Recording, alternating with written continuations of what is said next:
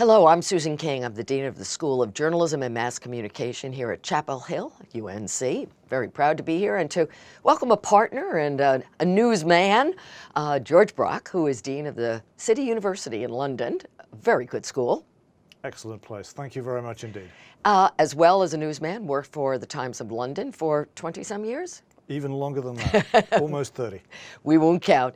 And the author of a really terrific new book called Out of Print. I have it here, not that I'm going to thumb it, but I found it really wonderful, and I want to talk to you about that. But first, just the big picture, which really motivated you to write this book. You were in newspapers for years, and people say newspapers are dead. And you say, wait a minute. In 2009, I switched from being a newspaperman to running a J school in London, and I went to an awful lot of seminars and discussions and debates about the future of journalism, and everybody was going around being so gloomy. They were being gloomy not just about newspapers, but they were being gloomy about the whole of journalism, because they thought that the whole of journalism was where established journalists, mainstream journalists work, and they think if they're having difficulties, then the whole of journalism is having work. And the more I thought about this, and the more I did, and the more I studied, the more I thought that all this gloom was just misplaced and wrong. Now, I don't mean by that that journalism isn't having difficulties. The business model for daily printed papers, that's in real trouble. And newspapers have closed, and more newspapers will close, and in the end, print will be a much smaller part of journalism than it is now. But what people didn't see was that there's a history to this, and the history of journalism is that it is often disrupted. It's often a technological mess, or something comes crashing in the door that you didn't expect. People have to improvise. They have to experiment. In its day, print was disruptive. A lot of people got news or mass printing or large scale printing was disrupted, because smaller scale printing, they really minded about being messed around by it. So people were not reading their history. Yeah. And the other thing that established journalists weren't doing was they weren't looking at what was going on under their feet, what was going on in the reinvention of journalism, often a bit at the grassroots. Now, I finished writing this book almost exactly a year ago this week, and in the year since, a whole load of stuff has come over the horizon, if you see what I mean. The Washington Post has changed hands, been bought by Jeff Bezos. Pierre Omidyar, the man who founded eBay, has started First Look. We've had Vice, Vox, BuzzFeed really becoming quite prominent news providers, and it seems to me to show that reinvention is going on. It just never occurs quite where people predict that it will. Well, I have decided, especially since I've read your book, that we who go into academia from journalism are really optimists at heart, because we are not in the gloom business. We see the kind of vitality of young people. But I want to get to the title. You called it Out of Print. Why did you call it Out of Print? Was it a transformative moment, out of print into something else, or what? Well, I think it's out of print and into something else, and of course I was punning. So friends of mine have gone into bookshops and said, have you got Out of Print? And they say, I'm terribly sorry, it's out of print. You can't get it. So there's a small joke there, but it is... Very British joke. It is that the dominance of print is never again going to be what it was. We're never going to go back to that world. Digital has removed that, has taken it away. But as I say, in its day, mass printing, rotary printing, that changed what had been a small little cottage industry until then. Yeah. So there's always change going on. And disruption is at the heart of journalism, even just the content. It's sort of what drives people to ask those questions that can be disruptive. But I want to do a little bit of the history. When I saw you in London, I said, I found the history section of this really particularly of interest. And we don't have time to go through all the history, but give us a little bit of what you see as the theme, as you're talking right now of disruption, that small printers were taken over by mass printers. Radio also sort of threatened the print, and television was threatening radio. But you go right into the heart, really, of the history, like in London, of what moved the industry, and that has been different. It wasn't always objective post-World War II kind of journalism. So tell us a little bit about that. Journalism, when it started, was about opinion. It was about attacking your political opponents.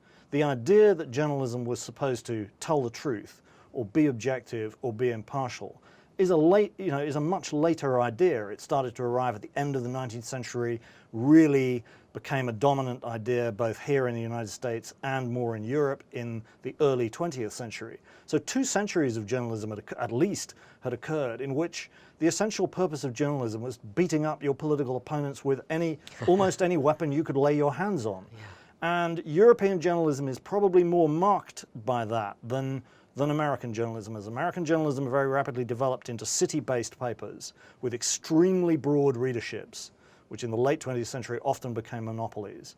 And in those cases, objectivity, impartiality, being fair to absolutely everybody and being open to all angles of the community was very much the kind of spirit of American journalism. In European journalism, newspapers tended to stay, we have a different market structure in England with national papers that circulate all over the place, and they tend to be a bit more partisan. So the partisan opinionated element, and you would also say the same of Spain, France, Italy, Germany, the opinionated element has stayed rather more in our DNA, if you like. Mm-hmm.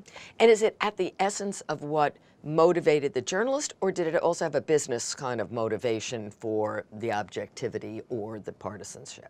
Well, as I say, I think in the American case, there was some business motive for the objectivity and the impartiality. So that advertisers would not feel that they were saddled with the political opinions of the advertisers did not want shrill partisan things to be connected to them. But what we have ended up with, say, in Britain, is what I would call a kind of mixed economy. We have a press which tends to be a bit partisan, fairly analytical, quite opinionated, partly because it's had to take that role because it's been moved aside by broadcasting. The internet is not what kind of drove print into a crisis. A whole series of things in the 20th century made life more difficult for print. It began with radio in the 1920s, then you had TV in the 1950s and 60s. Then in the 80s and 90s you had cable TV, you had satellite TV, and the internet just came along after all these shocks. None of them had destroyed print, nor will they abolish it completely, but the internet consolidates what is the removal of print from its dominant kind of position. And when journalists complain about the future of journalism, actually what they're often complaining about, in fact, is the printed newspapers, which they got used to or they worked for. They're just not in the same top pulpit positions that they used to be. Who are in those top pulpit positions, or are there many of them, and so they're all got smaller niched audiences? One of the things that's happened, and it happened before the internet, is that media have fragmented. In the 50s and 60s, what you had were a relatively small number of outlets. You had a few printed newspapers, and you had a few network TV channels and a few radio stations, and that was about it. So people got used to a small number of voices. Then over the next decade, starting really with the 1980s, what you had was a massive fragmentation. And you're going to stay with that for some time. It is true that you can start to see online news businesses which you think might become the giants of the future, but they're not really the giants yet. So what we have is a very kind of anarchic mess. And don't forget again, we had that in history for a long time. The 18th and 19th century, they were mostly the history of anarchic messes with relatively lots of players and lots of small publishers. We may go back to that era. The late 20th century might just have been an exception. Do you think that's a problem if we go back to that era from your historic perspective? No, I don't think it's particularly a problem. I think what people can say about an open, messy, rather anarchic market situation is that a lot of people get the chance to do things. The political class never like it, because what the political class in most countries like is a small, therefore open to handling, not to say manipulation, is much easier to do. If it's large and chaotic and anarchic, politicians find it really hard to handle.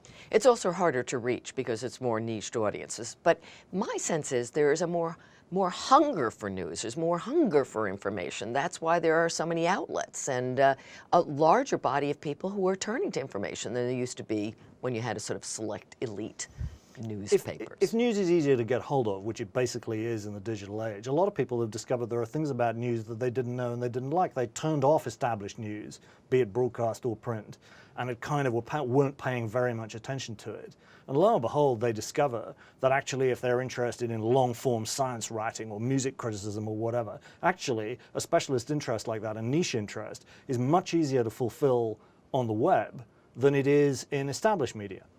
So the web has got promise for all the young people we are training for jobs of the future, right? They've got to be careful. Okay. Nobody has established a really good business model for digital news yet, But I think it will happen. It just won't look like the last one. It's not going to be an advertising-based model. What floated everybody's boat in the late 20th century was that there was advertising revenue enough for print and for network TV at the same time. And so everybody got used to a very calm, well-resourced, relatively easy way of doing journalism. Now it's much harder. So it is going to be tougher. But the kids that I teach in my school are very realistic about that, and they're still keen to get out and do it. So what are the key things that you're teaching the young British students at this time? And some of our students, I'm happy to say, are over there this semester, in fact.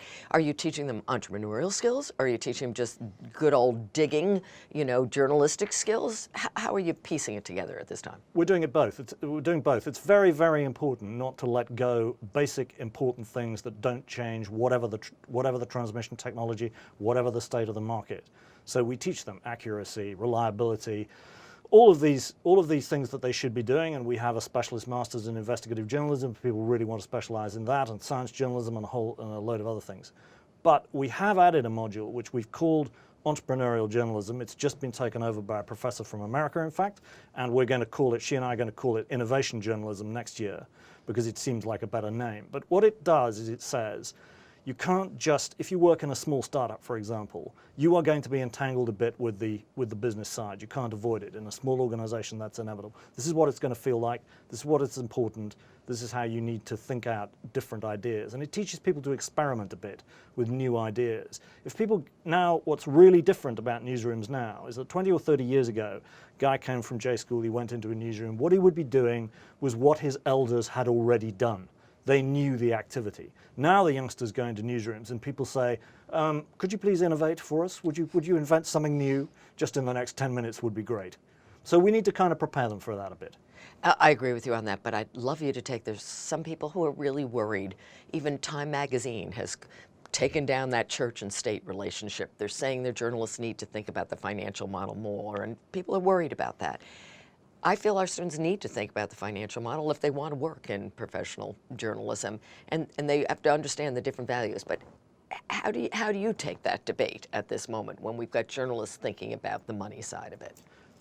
I think journalists need to be aware of what is going on. That does not necessarily mean that journalists are involved in the advertising or selling the advertising. What they do need to understand, however, is what the strategy of the organization they're in. And the smaller the organization you're in, the more likely you're going to have to do that. Lots of people are experimenting with new ways of advertising which look pretty dodgy to me, some of which look pretty dodgy to me. They just native advertising? Native advertising for a start.